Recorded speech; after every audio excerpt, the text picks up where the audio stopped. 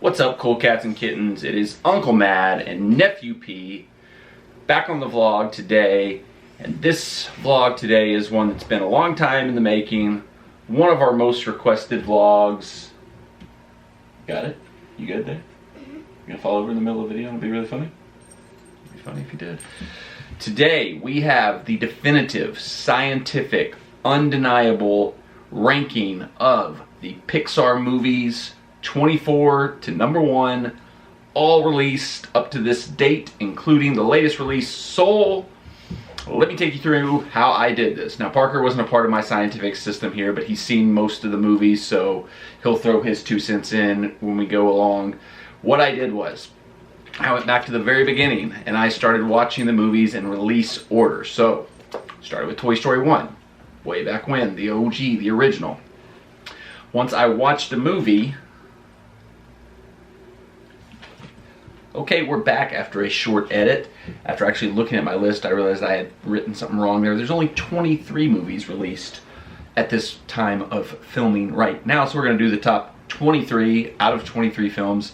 So back to what I was saying, the system I used. This is a scientific algorithm, maybe you want to call it. I developed it. What I did was, I went back, I watched the movies in order of release. So I watched Toy Story. After I watched the movie, I determined where it fell in the ranking. So when I'd watched Toy Story, it was the only movie I had watched so far. It automatically was the number 1 movie because there's no other movies at that point in time. Next, I watched A Bug's Life. Then I looked at A Bug's Life versus what else was on the list, which so far at that point was Toy Story. I said, does Bug's Life go above Toy Story or does it go below Toy Story? Spoiler alert, I put it below Toy Story, so it went to 2. There was 2 movies at that point in time, so they were 1, they were 2. Watch the next movie, so on and so forth. You get the system. So after each movie, I went through each movie I'd watched so far, said, is it better than this one or not? Is it better than this one or not? And I moved it up the rankings until I got to a spot where I said, it is not better than this movie, and that's where it fell in the rankings. So, this is science. Now, my wife said this is called a bubble sort. I don't think that's true. I think she's just trying to lay some kind of claim to my genius algorithm scientific system that I developed, because she always tries to steal my good ideas, doesn't she? See? So, she said it's a bubble sort. I don't think so. I'm going to call it a Disney sort, or an Uncle Mad sort. I haven't patented it yet because I'm not good at coming up with names or speaking English most of the time, so we'll figure something out for this algorithm, this science. But, without further ado, let's get into it. Let's rank the movies, 23 to 1, starting at the bottom, then we'll get there. Bad joke. I apologize. Let's go. Number 23, I have... Do a drum roll.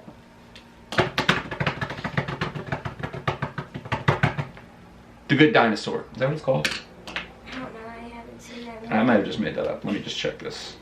I just did shorten names on my ranking, so I might not have the right name there. But that shows you why it's probably ranked at the bottom, that I can't even remember what it's actually called to call it by its proper name. So I'll talk a little bit about why I had it ranked low. What I will say about this and just kind of all the movies is, yeah, it's The Good Dinosaur. I was right. So what I determined in this system and watching all these movies is there isn't actually a bad Pixar movie. They're all good, but just some of them aren't as good as others. Some of them maybe just don't appeal to me as much as they might appeal to other people. When it came to The Good Dinosaur, I thought it was kind of just a retread of a lot of other Disney movies. It kind of had the same plot. Little child character gets lost from family, has to find his way back to family before some type of event happens. It wasn't very funny. It just, I don't know, it didn't appeal to me. But I could see why it was one where I thought like a little kid might like it better than I did, because the dinosaurs were kind of goofy looking. They probably look interesting to a kid. Some of the jokes might be funnier to kids than they were to me. If he saw it, he might have liked it a lot better than me. So once again, I could see it and appreciate it and think that it was a good movie, but it wasn't for me. Did you give it a thumbs down? No, he's not even on board with it. So we're in agreement on that one. Good Dinosaur, bottom of the list, number 23. Maybe I was also a little disappointed because I really like dinosaurs, so I hadn't seen this one at the time that I was doing the big rewatch. It was one of the ones I'd missed over the years, so hope that maybe, you know, because I like dinosaurs so much and I like Pixar movies so much, we might get a really good movie when the two came together, and it wasn't, so sorry. I don't know, I'm not going to apologize. I didn't like it. It wasn't for me. 23 on the list, Good Dinosaur. Moving up, number 22. So this series, this kind of falls into the same boat of where I think kids probably like these movies a lot more than I did.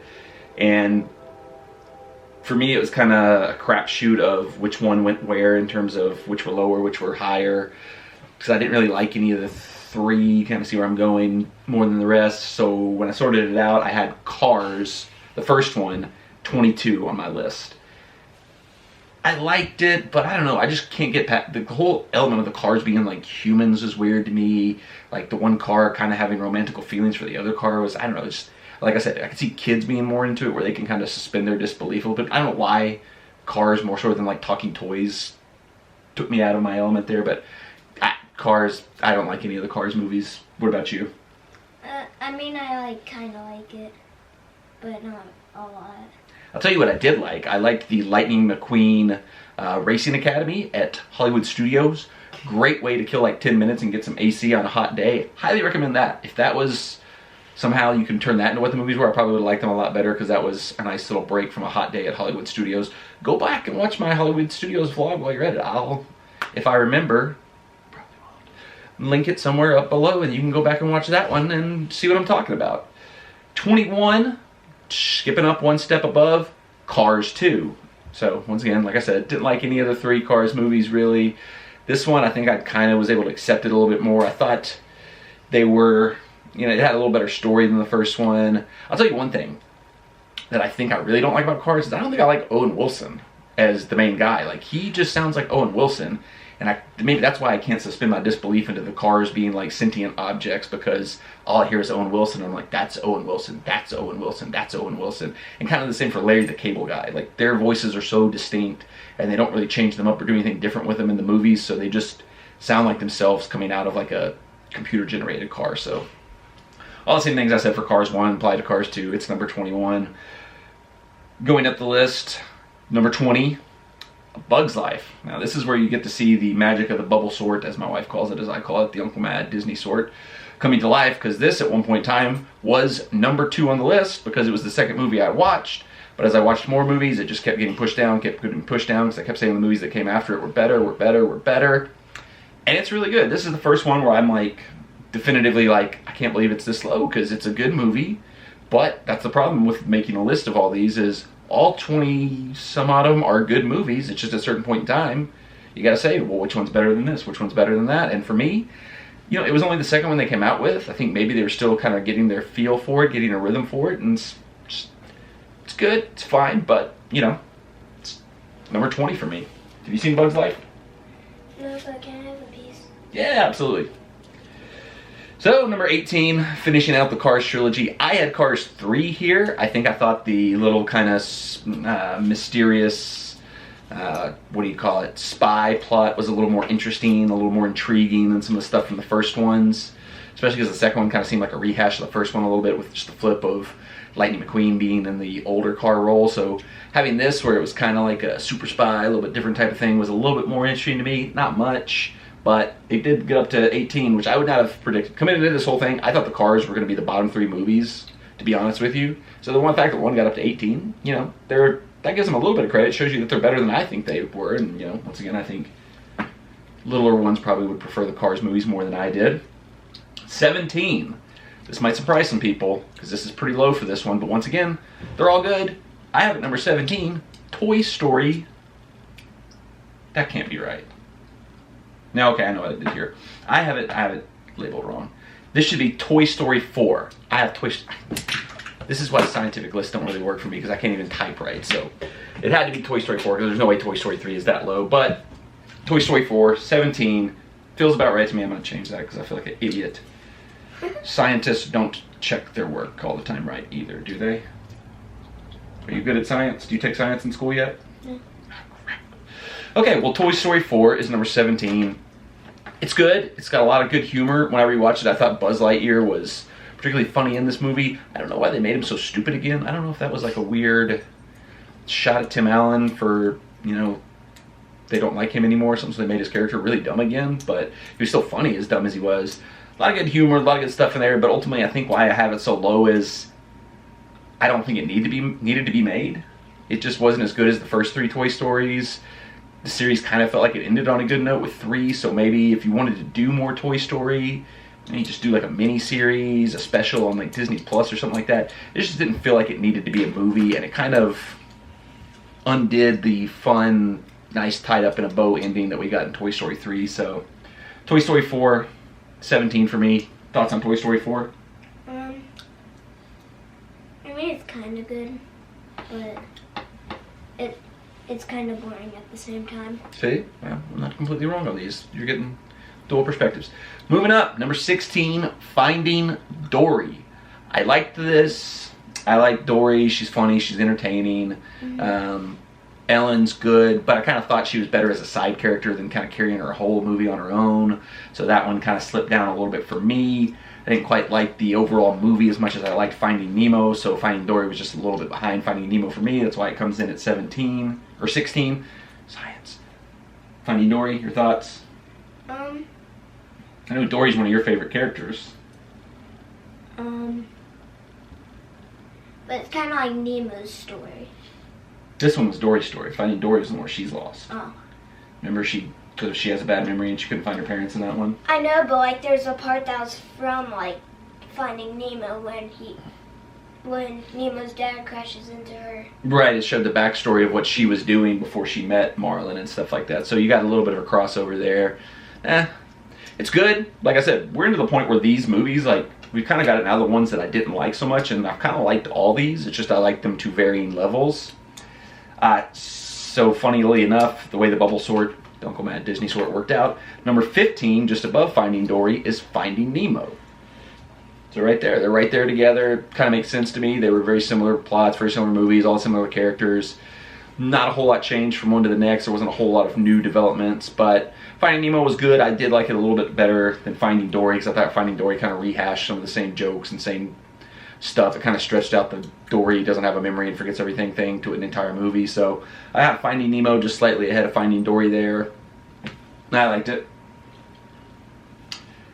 14, just above Finding Nemo, moving up the list, I have the movie Brave. You seen Brave? I didn't think you would. One thing, the best thing about Brave is the song from it. That song is fire. It is a banger. Touch the Sky. Great little Irish, Scottish. Is it a sea shanty? Does it count as a sea shanty? I don't know. But it's a great banger. I have it on my workout list. It's a good, just get you that little extra you need to get your run going. So check out that song. One thing that probably held this movie back a little bit for me is it's a very similar plot to the movie Brother Bear. And I hate Brother Bear. I watched Brother Bear once. I thought it was the stupidest movie ever. I hated everything about it. It ends like with the summary line being, "This was the story of how my brother learned to become a man by becoming a bear." See? It's just stupid. And if you haven't seen Brave, it has something similar in it to literally the exact same thing. Somebody in the movie becomes a bear for some reason. So it's a good movie, but I had too many flashbacks, like Vietnam flashbacks to Brother Bear while I was watching it to give it a higher ranking than I did. So it came in at 14. Next up on the list, lucky number 13, we've got Toy Story 2. Toy Story 2 introduces some classic characters. We get Jessie in the mix. We get Bullseye. What's the guy? Prospector Pete, is that his name? The bad guy? The cowboy guy? Yeah, the one that wants to kidnap Woody so they can all get sold to Japan. Yeah. A lot of good characters added to the series. Really good movie, really fun stuff. A good follow-up to the original Toy Story. It's funny when you watching all these in order, seeing like the jump and how good the computer animation got from Toy Story 1 to Toy Story 2. It's like leaps and bounds better than Toy Story 1 just in terms of appearance and animation. So good on that one. Do you have any thoughts on that one? Nope, okay. Toy Story 2 at number 13. Number 12, this might surprise some people because this is a movie that got a lot of buzz, a lot of rave reviews. How many pieces of gum are you going to eat? This is not bigger. Chump over here is eating all my gum. This is the latest Pixar release. A lot of people rate it very highly, really liked it. And for me, I really liked it. Once again, these are all good movies. I feel bad that some of them seem to be getting bad rankings, but the truth is everything's good. Somebody has to be lower. I have it number 12, Soul. Like the bear one? That one's stupid. Exactly. But so we're up to Soul. You saw Soul, right? What did you think of Soul? I like it, but it's sad. It is sad. I think that was kind of a little bit why I probably didn't like it as much as others. I kind of like the more happy, spirited, funny ones. I think if you were into music more, you really like this one. I think that's another situation where it's, I'm not a big music guy. I've never really played music or been a singer or anything like that. If you've ever seen, you know, Joe Mad aside though. But, you know, if you're a musician, this would probably be really appealing to you. But yeah, the whole afterlife kind of weird elements of it, I don't know if that was that great to me. I kind of felt like the ending might have been changed because it was weird, like, I don't know, spoilers. If you haven't seen if you haven't seen Soul, skip ahead like a minute or so because I'm going to spoil the ending because I want to talk about the ending because I have a thought on the ending. So it ends, he sacrifices himself, lets the little Tina Fey soul go to Earth and get a chance to live, and then they come back and say, because you did this night thing, we're going to send you back and give you another chance to. Kind of wouldn't be surprised if, like, originally he was just off to the great beyond. That was the end. He gave up so that she could have a life. And then somebody came back and said, that's too much of a bummer. They need to both come back. And they kind of changed it because it felt like really abrupt that he did this big, noble thing. And then they just sent him back and there's just a shot of him looking up in the air like, I did it. I get to live my life again. You're talking about 22. Yes, that was Tina Fey's character's name was 22. Good job. Good call on that. I couldn't remember what the number it was exactly. So good pull on that. But once again, it's good. Nothing on this list is bad at this point. These are actually all great movies. It's just something's got to go somewhere in the list. Number 11, a movie I think is very similar in tone and style to Soul, Inside Out. I really like the movie, but once again, you know, it's got these moments that pull at your heartstrings a little bit more than some of the others. I thought Amy Poehler's character could have been a little less annoying maybe, but that was, you know, what the character was supposed to be, so maybe that's just a bad criticism by me, but I liked it a lot. I thought it had a lot of fun things into it, a lot of funny moments in it. Bing Bong was a rip your heart out of your gut character, but a great one. So I think 11's probably a fair spot for Inside Out. Have you seen Inside Out? Yeah. Did you like it? No. No? Wow. Okay, fair enough. We have, you know, that's why we have us here. So you get two sides of the coin. I liked it. I thought it was a pretty good movie. Parker? Not so much. All right, now we're to the top 10. This is where we get into the meat of it. These are the best of the best. And at number 10, another newer entry to the list, I've got Onward all the way up at number 10. I kind of really, really liked it. I liked it the first time I watched it, and then I watched it right when it came out, and then I watched it again as a part of my whole rewatch thing. And I thought it was great the second time through. It's really funny. The story is good. I like how they mixed, like, that the world of magic kind of existed, but now it's kind of a more normal world where everybody's like driving around in cars and doing normal stuff, but magic's still kind of a hinted around. I really like that because I've always liked those type of things. Like obviously I'm big into Harry Potter and all that stuff. If you're somebody who's, you know, had a loss like the characters did of losing their father, I can't imagine how you made it to this movie without just being like an emotional wreck. Because even me, who's been very blessed in my life to not have any kind of situation like that, I was like, oh my God. So 10, Onward. You were giving big thumbs up to that. You liked Onward? My favorite part is when the dragon came. That is good. That's a fun little battle at the end. A nice little action scene where they're all fighting to stop the dragon so that they can get their dad back. That was pretty cool. I really like that movie. I think that's all that needs to be said about that. Number 9. Movie that will soon have a ride based on it. Opening any day now, possibly, in Epcot, the France Pavilion. Ratatouille. Oh, that was a face. You don't like Ratatouille? I don't know what it is. Ratatouille's the one where the mouse is like a chef and he cooks food. Oh yeah, I like that one. Yeah, I liked it a whole lot. I thought it was a good story. I thought it was a unique story. It kind of felt like an old school Disney movie. It felt like, you know, back in the days of like, you know, Beauty and the Beast, Aladdin. Saying those were old school makes me feel old. It feels like it could have been like a Disney classic, like an original Disney movie, and now it was brought to life kind of in a Pixar format. So I think that's why it appealed to me a lot. Patton Oswalt as a rat just seems like perfect casting. I don't know who came up with that, but that was just genius. Like the movie. Looking forward to the ride. You leaving? I'm going to spit this out. There's a trash can in here. Oh, where is it? Right there.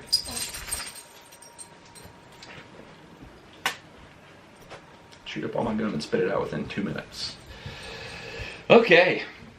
Ratatouille really good. Really looking forward to the ride when it's going to open in Epcot, even though a lot of people have said the ride's not going to be that great because there actually is a version of it already in Disney Euro. Who cares? I think some people are just haters. I'm looking forward to it. Should be fun. Movie was good. Really entertaining. Really funny. Ratatouille at number 9. Number 8. Here we go. Monsters Incorporated. I skipped this. I just realized going all the way back, I had Monsters University at 19. Sorry. Once again, I'm failing at science. I'll talk about Monsters University. I thought it was good. I thought it was fun, but maybe not necessarily a necessary sequel. Didn't need to be made so much, but still fun, still funny. But jumping all the way up to Monsters Incorporated at number 8, I think that one was actually really good. I think that was original concept, the fun idea of why monsters live in the closet, why they scare kids. I just thought it was all fun. Good movie. I have this button to, whenever I like a movie, I'll press it. Okay, so you didn't press it on Monsters Incorporated, so you don't like Monsters Incorporated. Oh, there we go. All right, Monsters Incorporated gets the buzz. All right, number 7, Incredibles Part 2. I liked it. I thought it was a worthy sequel to the first one. A really fun plot, kind of switching the roles where Mr. Incredible's stuck at home and Mrs. Incredible's out being the one who's a superhero. It actually kind of caught me off guard. I thought one character was going to end up being the bad guy, and it turned out to be a different character, so good little swerves there for me. Really fun. It was worth the wait. I kept thinking, like, when we got 3 Cars movies, I was like, how have we had 3 Cars movies and only 1 Incredibles movie? We finally got it. It was worth the wait. It was a good sequel. It's all up there in the top 10 at number 7, Incredibles 2. Your thoughts? This is a real good movie. Good. Cool. All right, number 6, the OG, the original, the one that started it all, Toy Story. The first one is at number 6 on my list. No? No, it's too low, or no, you don't like it? It just looks too, like, old. See, this is what I'm going for. I told you. It was amazing the jump from Toy Story 1 to Toy Story 2, and now you got this little brat here who's like, it looks so old. And I remember when we were young ones going to see that one when it first came out in theaters, how mind-blowing it looked to us. Like, this is an incredible film. It's so amazing. Look at the computer-generated technology. Oh, I can't believe I just watched The Lion King. This is lagging stupid. This is great. But now, kids today, they're just like, it looks so old. But holds up. The story's still great. Really well-structured movie. I'm not going to hate on the graphics like some people here have, but it falls in at number 6. Top 5, the big 5, the best of the best, the top of the pops. Number 5, Up. Alright, glad we're back on the same page there. Great story, another one that gets at the heartstrings, pulls at you a little bit emotionally, but then you get all the fun.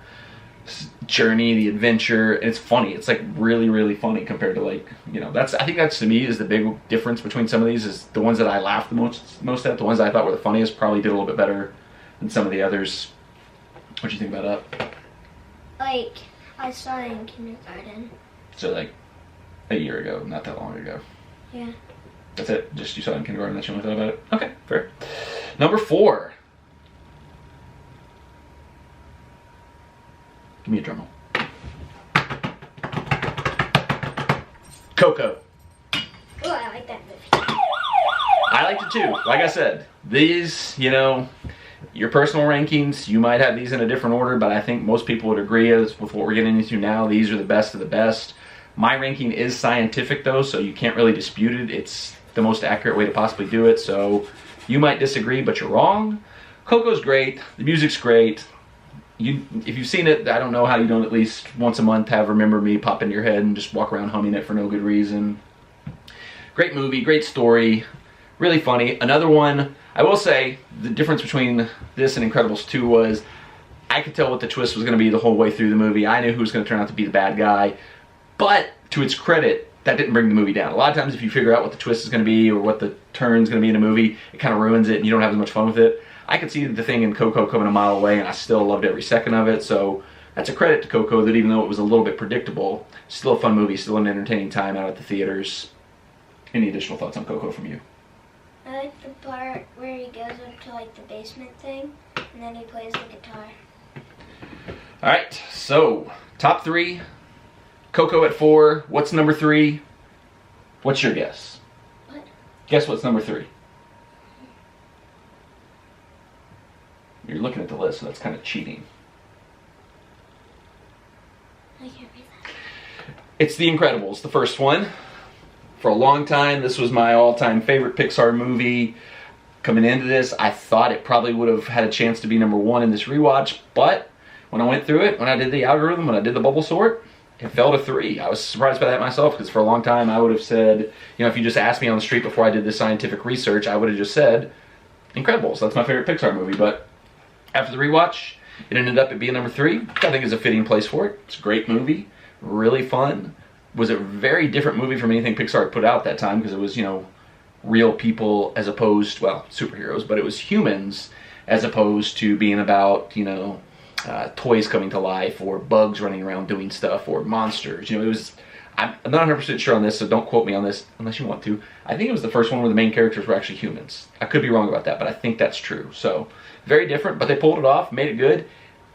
Marvel, it's been failing to make a Fantastic Four movie for like 30 years. Disney did it in one try. Disney has the rights to the Fantastic Four now, so I expect they're probably going to get it right this go round. So that's good to know, because the best Fantastic Four movie that's been made so far was The Incredibles. You got anything on that one? Nope. Okay. Top 2. This is where it gets interesting.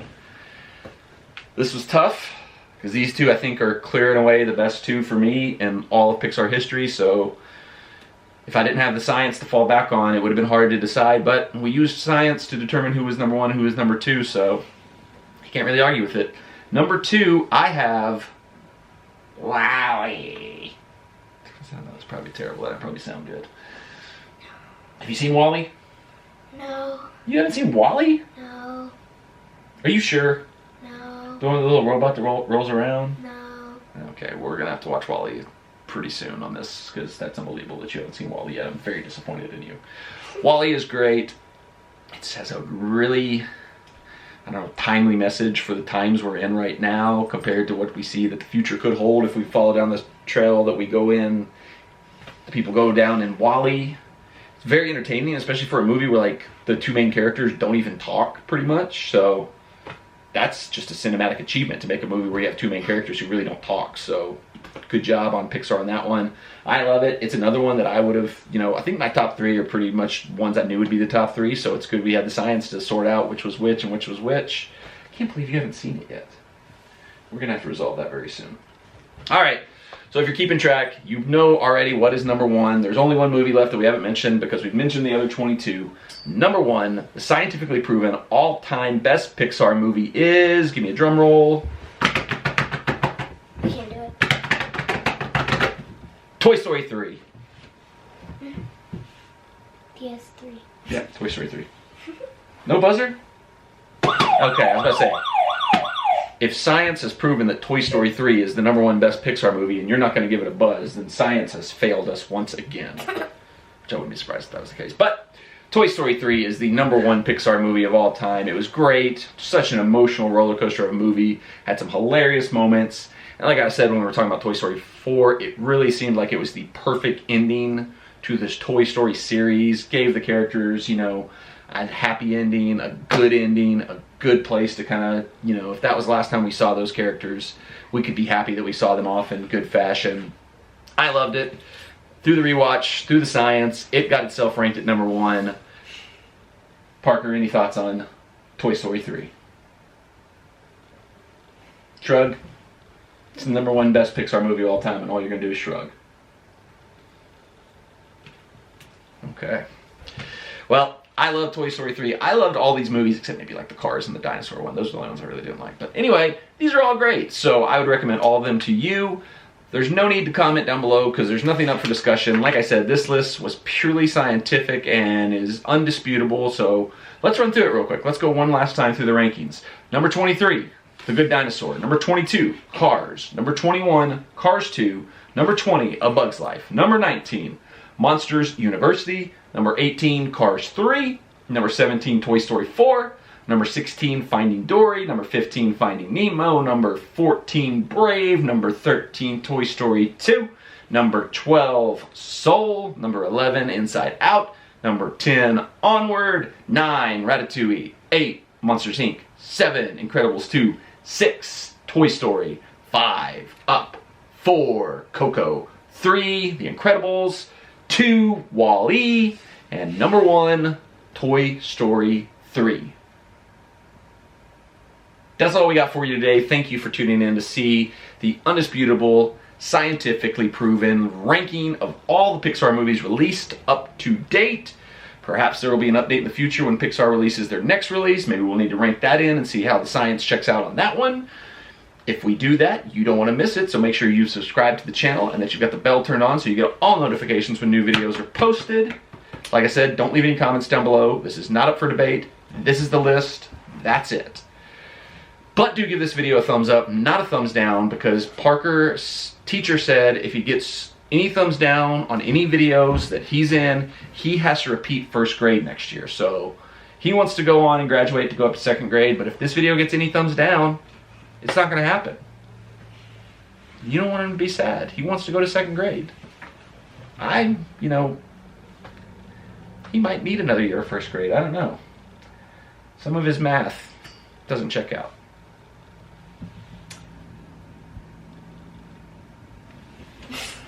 Alright, so that's all for today. As always, do what Parker has to do when he goes back to first grade for the second time next year. In the classroom with his friends. Don't stand so close to me. I take myself off. I was trying to think of like a Pixar type thing. So you got a friend in me. And a friend in Nephew P. We'll see ourselves out. You're supposed to say bye, cool cats and kittens. That's your phrase. Bye, cool cats and kittens. Come on, Oli. You can leave too.